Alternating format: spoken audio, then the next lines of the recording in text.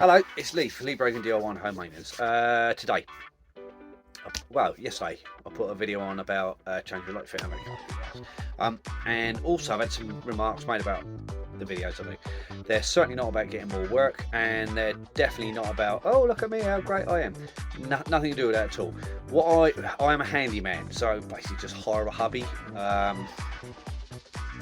So what I try to do is I've made mistakes in my house, and it's just to sort of say, look, you know, this is how you get over it, this is how I got over it, and hopefully there'll be lots and lots of people who think, well, I'd like to think, a lot of people think, bugger, that's easy, I'm not paying £300 for somebody to come around and do what I can do for 20 quid materials.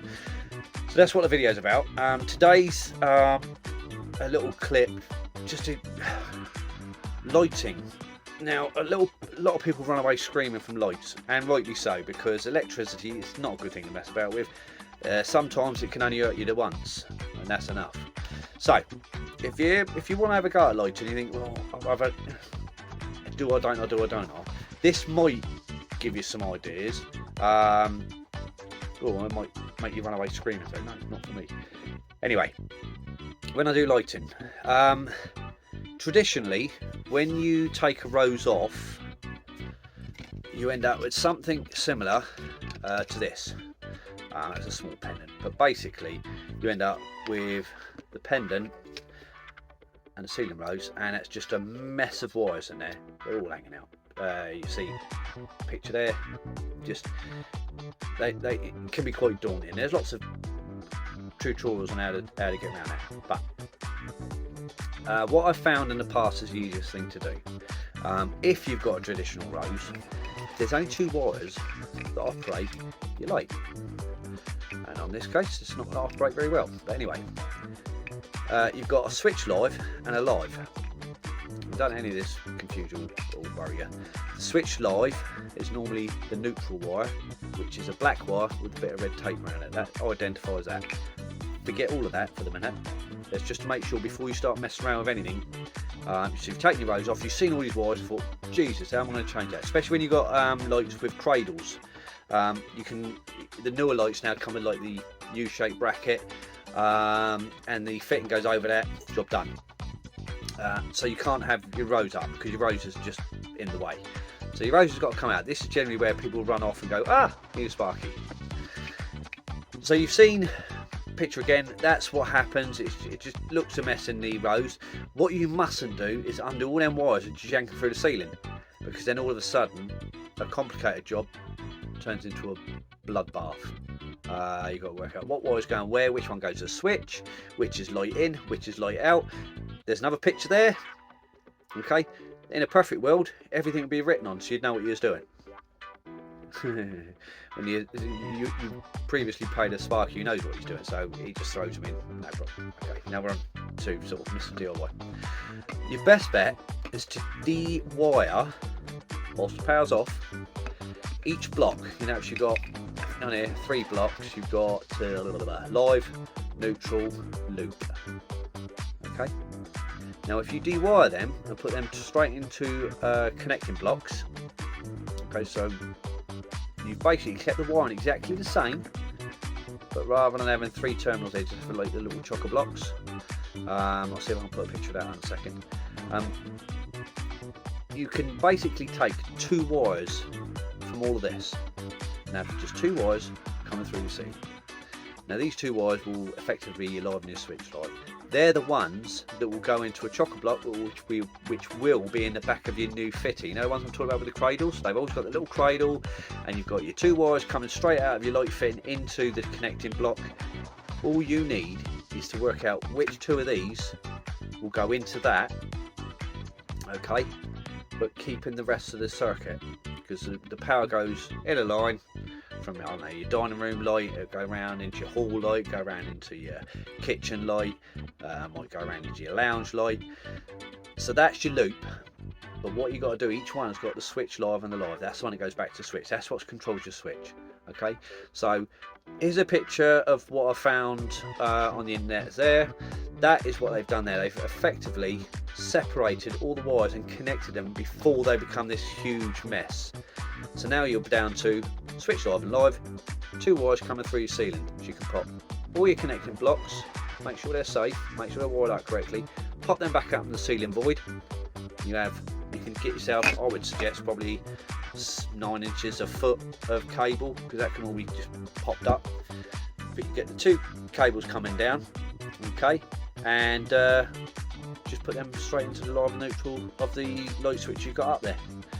It's that easy. I've just remembered something that's showed to me. Right, how to strip wires correctly. Okay, this is caveman tool, don't use it. Okay, it's too dangerous. If you go the wire you're trying to cut, you only want to breach the 2, cause all sorts of problems. Anyway, so how to strip wire sensibly. So you've segregated all your wires, you've got them all up in the loft or in the roof void, so you push them out in your ceiling. You want to connect, sorry, you haven't done that. What you've done is you've got them all prepared to go up in the loft. You get your bit of wire and you say, well, I want 9 inches of cable, whatever it is. This is 2.5, so entirely wrong. You need 1 mil or 1.5. Okay, so you want to strip this safely to be able to connect into your connecting blocks to give you just the 2 wire outlet. So what we do, get the cable, get a set of side cuts, okay? You only need side cuts for this. Pop it down the centre of the wire, aiming for roughly where the earth is, okay? Keep it straight as you can, and then quick snip, open it up, okay, so you're left with that deal. Now in there, a sharp bit of earth. Now that's your earth. Live and neutral still in there. So basically you hold your live and neutral, pull your earth, boink. Okay. Give yourself something to work with. Mess around. Now we're back to this deal. Now you've got strip wire that's safe. Basically useless. Okay, so there's your same. And when you're taking the pendant apart, you should see on your either side of your pendant, live and the switch live, one will be red. Obviously it comes with red, but the switch live is obviously live. It's a return live to the pendant. That's the power goes down to the switch. When you flip it on, the power goes through the switch, up the neutral, which is now live. So it's black, and that how they identify that in your pendant will have a piece of red sleeve around it, which you've seen on a previous clip somewhere. They tape it, or there's a bit of red sleeve around it, and if it's not there, some idiot has removed it. But you'll know where it is, because as you're taking your previous pendant off, where the either side of the pendant goes will be one black, one red, and then all the loop and all the other bits and pieces are in a separate area. Okay. Then what you also want is a set of strippers. Okay, just not too much, take a bit off. If you take too much off, it's not. Ooh, there goes my coffee. You take off a little too much. I'll just take off a little too much. So you're getting carried away, you've taken off a dirty great lump like that. Okay, you don't want all that. Go in the little connect block and potato. There you go. Now you're back to it. Also, one other thing you'll have to do if you're doing this at home and you probably haven't got it in the garage, earth. Never a good idea to leave earth floating around with live wires. Not only is it not a good idea, I don't actually think it's very legal. Earth sleeving is what it's called. Just slot some sleeving over it. It's just tubular, it's baggy and saggy, it just flops around, but basically it protects it. You get that to where you want it. If the earth sleeving came to there, I'd only want about that much. Just tiny bit over.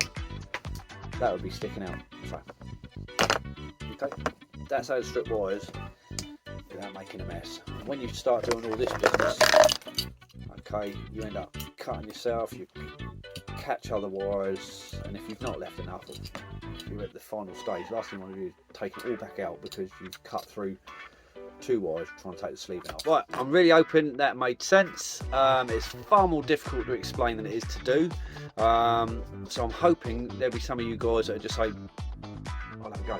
Just make sure you're safe, make sure the sparks are off, make sure you're not going to hurt yourself, because worst case scenario, you call an electrician in after the event. Okay, if you really get stuck. But I'm kind of hoping it'll be that loads of people go, do you know what? I can do that. It's fairly straightforward. Thank you so much for watching. Good luck.